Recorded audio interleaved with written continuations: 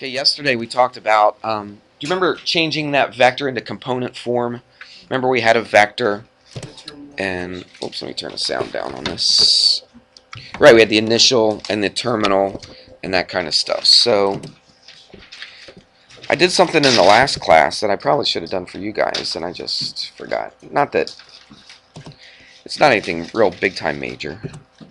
Alright, I'm ready, finally.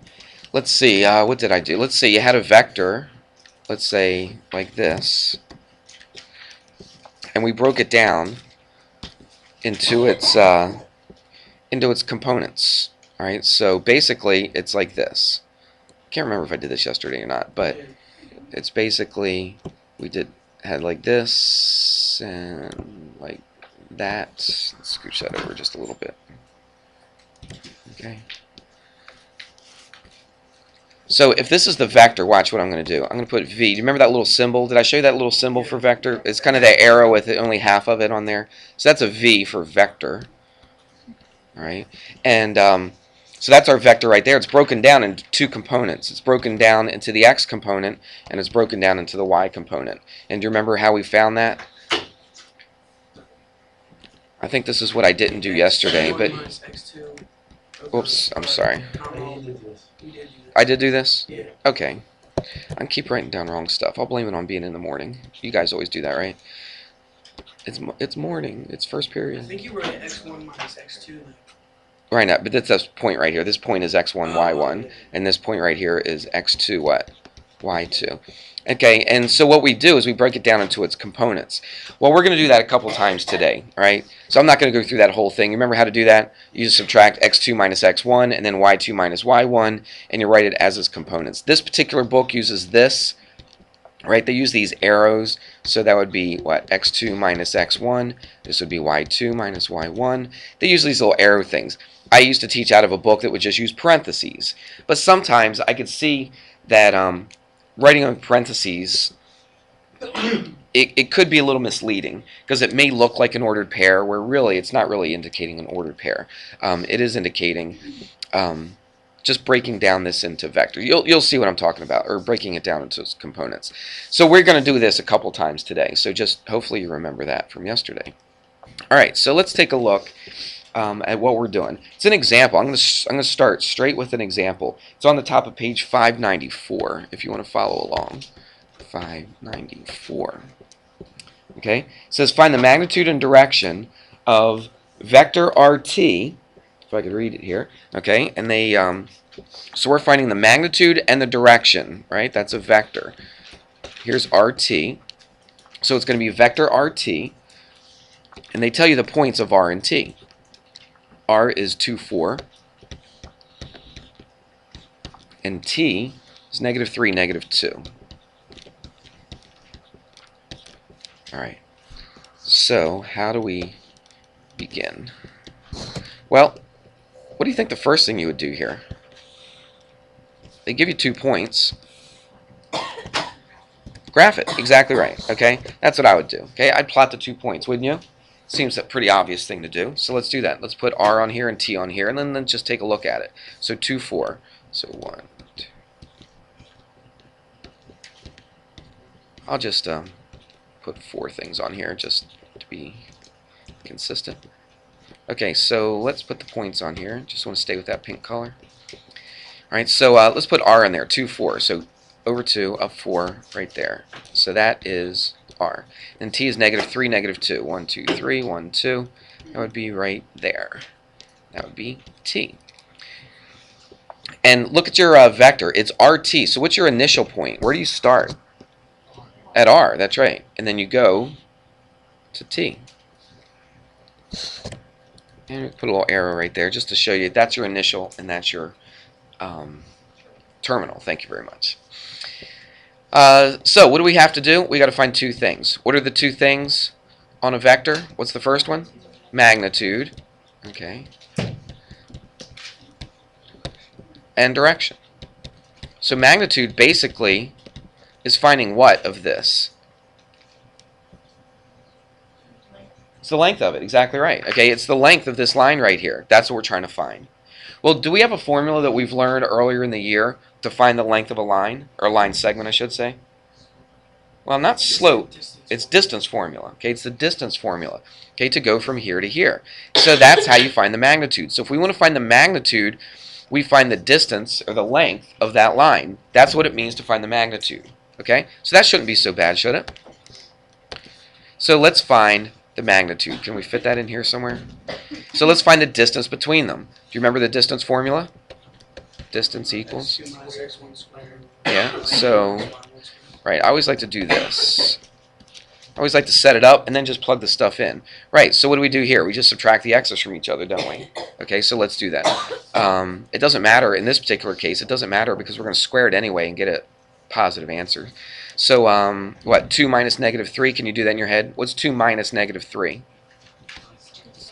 2 plus 3, which is 5. Good. Let's do this. 4 minus negative 2 is, how about 6? Minus negative is plus, right? So it's 4 plus 2. Or you could go negative 2 minus 4. It's negative 6, but when you square it, you're going to get a 36 anyway, aren't you? All right, so let's do this. What's that? 25 and 36. What's that? 61? 61. Okay, so that's the square root of 61. Can we break down the square root of 61? No, nothing else goes into it. So that's our magnitude. Our magnitude is the square root of 61. Let me see. My guess is, yep, they write it both ways, and I would be fine. Square root of 61, or throw that into a calculator, Ben. What do you get?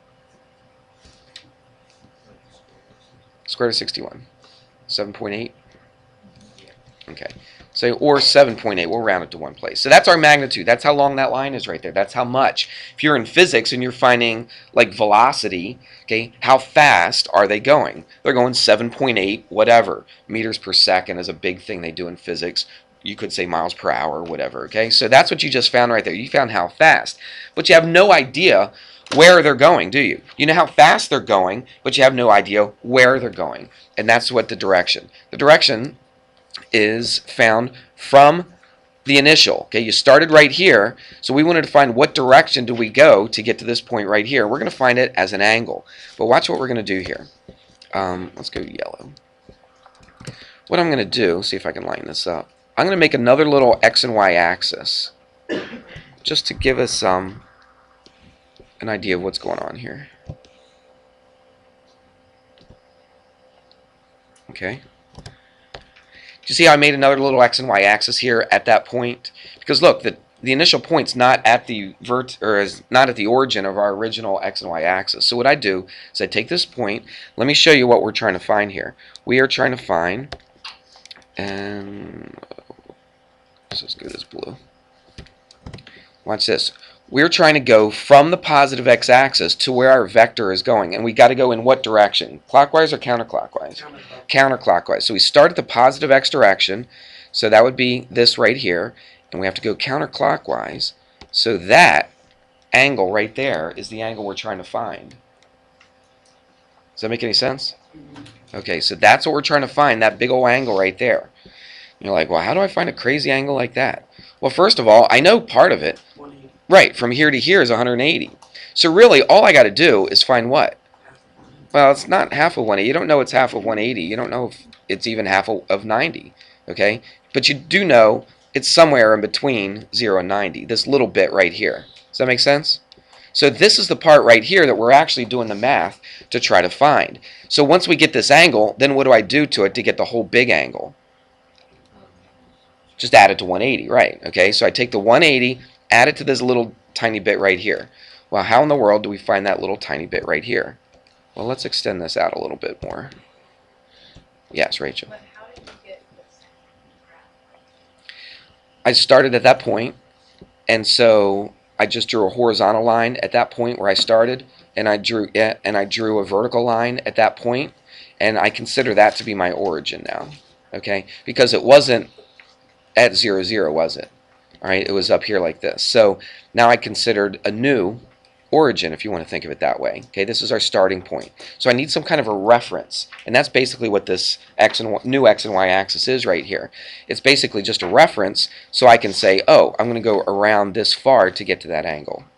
Does that make any sense at all? All right. So now watch what we're going to do. How in the world do I find that angle? Well, it would be really nice if I had a triangle, wouldn't it? So let's draw a triangle and see what's going on. Let's go a different color here. So how could I draw a triangle with this pink right here? That's what I'm trying to find, isn't it? I'm trying to find that direction. I want to find it. I want to find this angle, and this is going to be part of my triangle, that pink. So what I'm going to do is take this. Oh, that wasn't completely right. That's close enough right there, isn't it? And look what I have now. That color didn't really. What color would stand out here? Purple? Well, I think it looks too much like that. Seems like I'm a little limited to my, a little darker green. Well, that was supposed to be green. Is that better?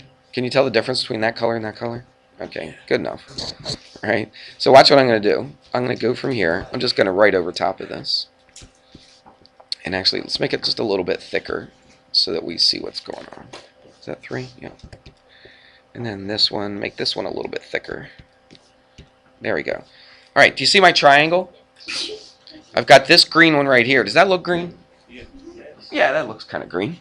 Okay, so I've got this green side, and this pink side right here. So I've got a nice right triangle out of this, don't I? So how in the world could I find that angle knowing that I have this triangle? Well, what do you know from here to here? Well, you know the length, don't you? I have to use like the law of sine or something. No, it's a right triangle, so we don't have to use the law of sines or law of cosines. We can just use our regular trig functions if it's a right triangle. No. Yeah, let's look at the lengths of the sides first of all. Okay, so where am I right here? I'm at where? 2, right? Where am I right here? I'm at, well, -3. So how far is it from -3 to -2? It's 5, isn't it? Okay. If I wanted to, I could do what you say, break it down to its components. Let's do that since we talked about that a little earlier. Let's break it down into its components. All right. So, and that'll help us out finding the lengths of these. So how did we do that thing? Remember we just did it right at the beginning of class? Yep, 2 minus -3. Actually, let's go the other way. Because remember we go x2 minus x1, right? So it's -3 minus 2, which is -5. Right? -3 minus 2. That's how we got that. And then how do you get the y? -2 minus 4, which is -6. Now, what does this thing right here tell you? It tells you from this point, how do you get down to the bottom? Well, you go where? You go -5 and you go what? -6. Make sense, that? Okay, you got that? So look, that's 5, and what's the length of this? That's 6. Yeah, you could say negative, but as far as finding this angle, I don't really care if it's positive or negative right now. But now I got to find this angle. Okay? Well, you got a right triangle, don't you? Just Pythagorean theorem, exactly right. Just do Pythagorean theorem to find. Well, actually, I'm sorry. We already did that to find the square root of 61. I'm sorry. I was thinking of something else. This angle, we want to find this angle right here. Well, I've got a triangle with a 5 and a 6, so we have to use a trig function, right? Let's see which ones we know. Well, we don't have to use law of anything. We just use a regular sine, cosine, tangent because we have a right triangle. Remember, the only time you use the law of sines, law of cosines is when you don't have a right triangle. Remember that? Okay, but we do have a right triangle, so it's easier than using the law of sines or law of cosines. Okay, it's using that regular trig stuff. So let's see. What is this side to this angle? Opposite. What is this side to this angle? It's adjacent. Which trig function uses opposite and adjacent? The tangent. Very good. So watch. It's the tangent of this angle. Let's call that angle theta. Is that all right? Right there. So the tangent of this angle is equal to the opposite over the adjacent. So give it to me. 6/5. All right? Give me a second. Let me get my calculator. Okay, now we got a calculator. Now let's do this. So first thing, let's write it like this. Let's solve for theta. So if I solve for theta, what do we have to do? Take the inverse tangent. Now, do you have to necessarily write all this out? Not really, but I like to do this for teaching purposes because I like to see that on the calculator. So we go inverse tangent, so second function tangent, and then just 6/5. It's as easy as that. 6/5. And then hit equals. So it's 50 well, I think we're just rounding the degrees to the nearest degree, aren't we? The angle. So just 50 degrees. So there you go. So that is equal to 50 degrees. That's right. But remember, we want to find that blue. right? That's what we want to find. We want to go from the positive x-axis. We want to go counterclockwise until we hit our vector. So I got to add that 180 to this 50 right there. So what is that going to give you? 180 plus 50. What's that, 230? Okay. So your direction is what? 230 degrees. So now we just found our first vector. We found the magnitude, which is 7.8. So for instance, if we're talking like velocity, what are we saying? We're saying it's going 7.8 meters per second or miles per hour, whatever you want to say, in a certain direction, right? At 230 degrees. And there you go. That's it. So you always start from the positive x-axis and you go around counterclockwise until you hit your vector. Now, what if I was in the first quadrant? What if my vector was here in the first quadrant? Would you have to do that add a 180 thing? No, because you could go straight up to it, couldn't you? Okay, so it all depends on what quadrant you're in, depending on if you add 180 or if you take it away from 90 or whatever. So you just got to look at it. But this angle right here is 50 degrees. Just write that in there. That angle right there is 50 degrees. But what are we trying to find? Not just this angle. We're trying to find from the positive x-axis all the way to that vector. And that would be 180 plus 50, and that's 230. And that's your answer right there. So if the line was in the quadrant you just said, would you draw the triangles from that quadrant? Yeah, let me just give you a quick example here. Okay, we'll not spend a whole lot of time on this, but so let's just do this real quick. What if your vector, let's put another color in here. Let's stick with the same vector color. All right, what if your vector was like right here? Okay, where would your angle be? Well, here's the positive x-axis, right? So it would just be that angle. So whatever you find, that's what it would be. I wouldn't have to add it to 180 or do anything else to it. Does that make sense? Okay, so because that's your angle right there. That's your direction. What if your angle was like right here? You could do this a couple different ways. Okay, what if this was your angle? Or your vector? You go from the x-axis, right, you go from the first one, if you want to think of it like that. You go from the positive x-axis, right? You go counterclockwise until you hit that line. Right? So what can we find? Well, what I would do is I would drop my triangle down to here. You see that? So I'd get a right triangle. So really, what would I be finding? I'd be finding that angle. But let's think about this. Would I add a 180? Because this blue arrow right here is what I want to find. Nico, what is it? You said it, didn't you? I thought you said it. No. What would you do? 180 minus. That's right. You go 180 minus this. Let's just make up an angle. What if that was 30 degrees? Couldn't you have 90 plus? You could do it. Well, you could find this angle right here, but you'd have to find this one, and then you could go 90 plus this one. Sure. Okay? You could do it either way. But most of the time when we do our triangles, we always take it down to our x-axis, so we have a right triangle like this. So I would go 180 and then back up 30. So what is that blue arrow angle right there? It'd be 150, wouldn't it? Does that make sense? All right, we already talked about the third quadrant. Let's do another one. And let's say we're down here like this. Okay. Now, where's our angle? We always start here, don't we? That's our starting point. And we go counterclockwise. And so we go down here in the fourth quadrant. So really, what are we doing? We're going to take this vector, we're going to drop it, or erase it, up to the x-axis to make our right triangle. Don't take it over to the y-axis. Always pop it up to the x-axis. So really, we're trying to find this angle right here, aren't we? But how do I find that big old yellow right there? 270.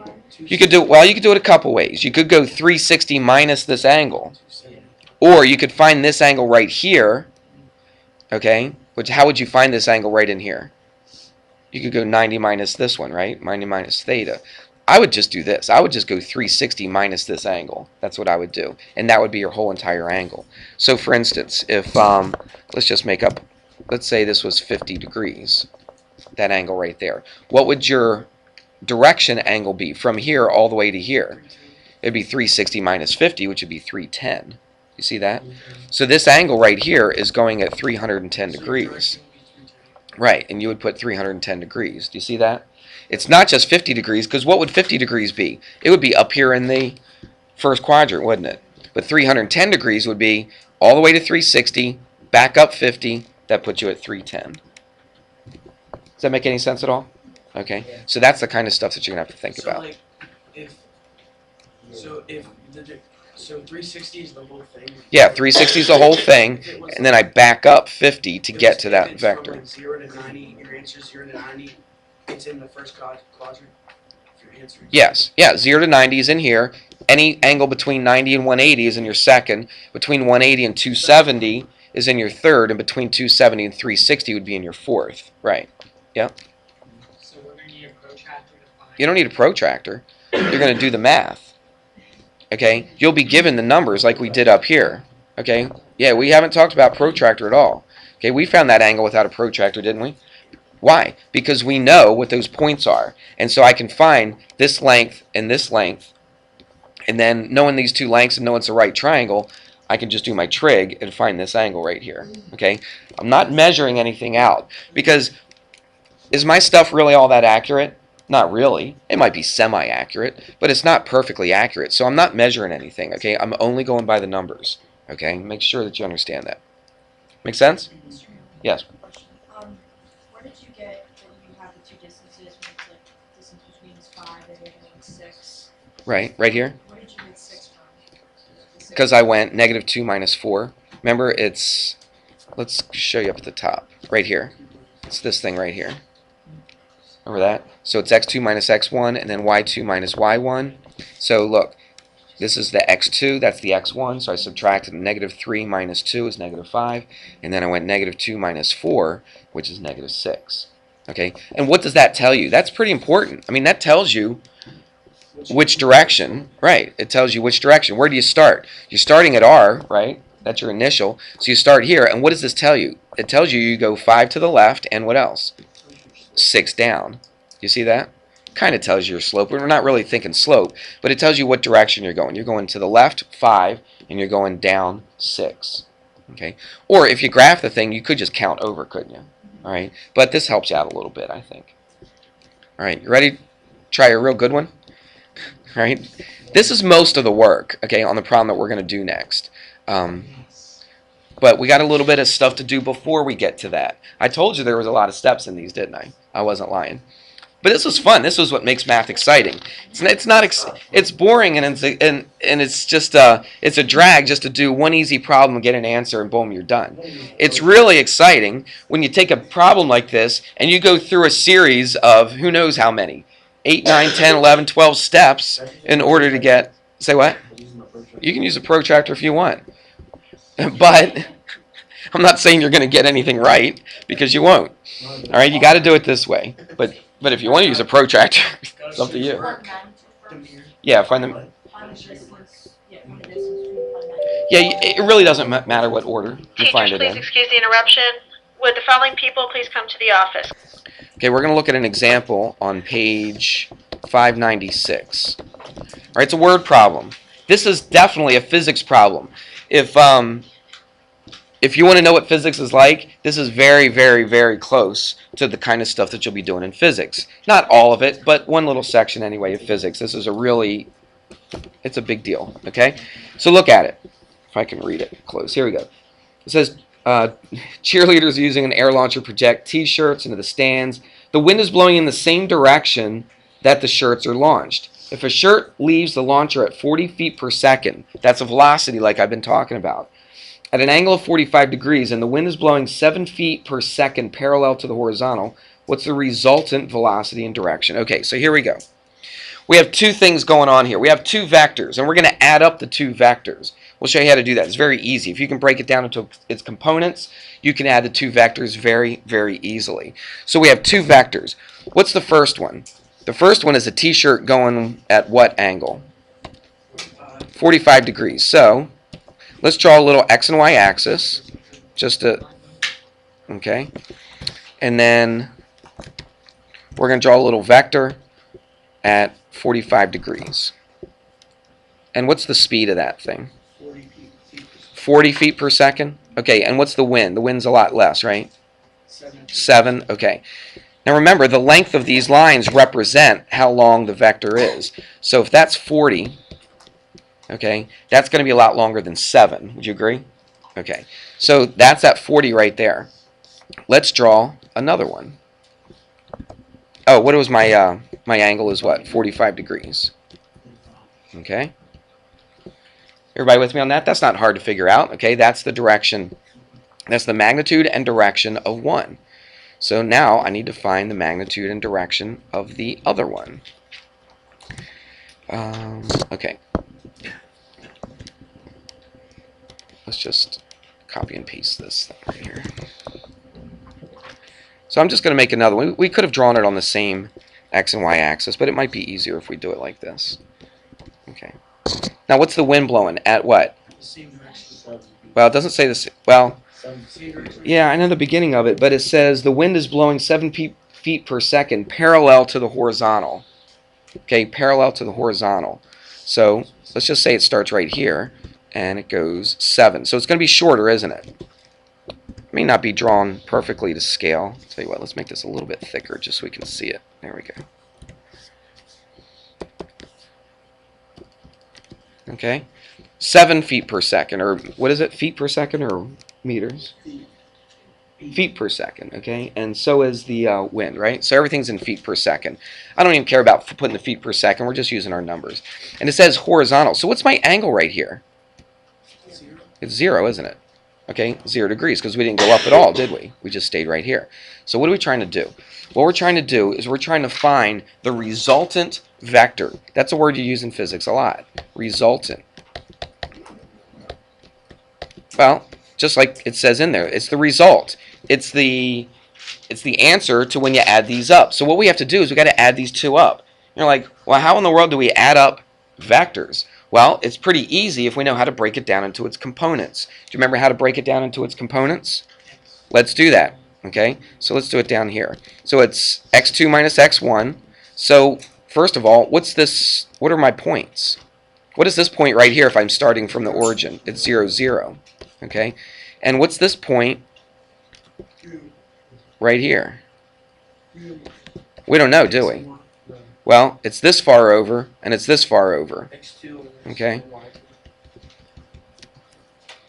Alright, so I got to find this point up here, don't I? Well, yeah, this would be the x2 and the y2, wouldn't it? Okay, I'll write that down.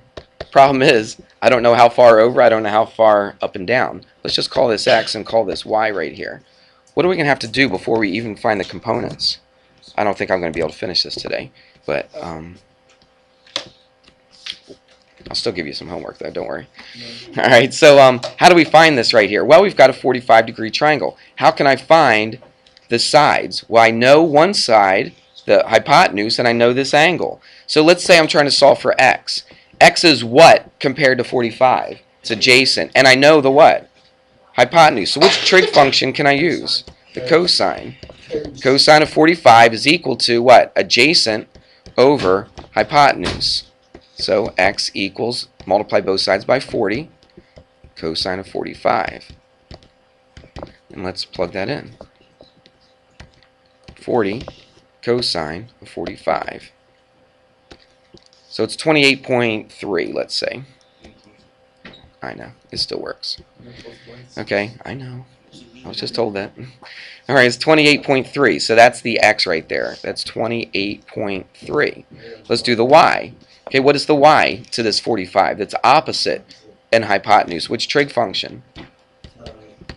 Too slow. Okay, the sine of 45 is equal to the opposite over the hypotenuse. Okay, so we multiply both sides by 40. So y equals 40 times the sine of 45. Yep, it will be the same thing. Because of 45, 45, remember both legs are the same? So you should realize, but I'm going to put it in anyway just to make sure that you see it. So 45, close the parentheses. Here you go. Look, same exact number. Okay, not even any discrepancies at all. Okay, you wouldn't really, if you realize that, hey, wait a minute, I got a 45, 45, 90 triangle, both of these sides are going to be the same, you could have just skipped this part right here, couldn't you? Alright, so what's my point up here? I didn't leave very much room. So what is it? It's 28.3. What? 28.3. Alright. So it's really not hard at all. This is actually a pretty easy one. So let's write it in component form. So especially if I start at 0, 0, what's x2 minus x1? It's going to be 28. 28.3. And then 28.3 minus 0 is another 28.3. Okay? Now what do we have to do over here? Let's break this down into its components. We don't even have to do any trig because look, what is this point right there? First of all, what's the initial point? 0, 0. What's the terminal point, this point right here? Is it 0, 7? Where would 0, 7 be? That would be up here. So what is this point right here? It's 7, 0. Let's do the component thing. 7 minus 0 is 7. 0 minus 0 is 0. Okay. Now look at this. See how I put them both in yellow? What we're going to do is, we're going to add them up. And it couldn't be easier to add those two together. So what do you think you're going to add together to get one resultant velocity? 7, 28, That's right, 28.3 plus 7, which is 35, 35.3, and 28. and 28.3 plus 0, which is 28.3. What did we just find? This is our resultant vector. Okay? That's our resultant vector. Now, what you have to do, and I'm going to run out of time, but you can do this on your own because we just finished doing one. Okay? I promise you. If you watch what we do earlier, you should be able to do this. So what I'm going to do is make a little x and y axis. So if I added those two vectors together, let's change this. What you do is you just graph it. That's right. So look, 35.3. So you go over here to 35.3, and you go up how far?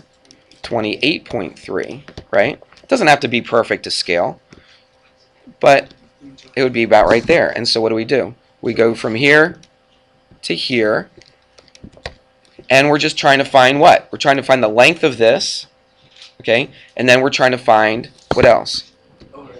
The angle. So let's call this R for resultant vector. Is that okay? And we'll call this theta for the angle. So now you're back to what we did at the very beginning. Okay, you're back to just finding the angle and the magnitude and direction. Okay, and if I had like 5 more minutes, we could do this, but I don't. So how would you start this off? Like this, right? And what's the length of the bottom of this? It's 35.3. What's the length of the up and down part? It's 28.3. How do you find the resultant? Using what? Pythagorean theorem. How can you find the angle?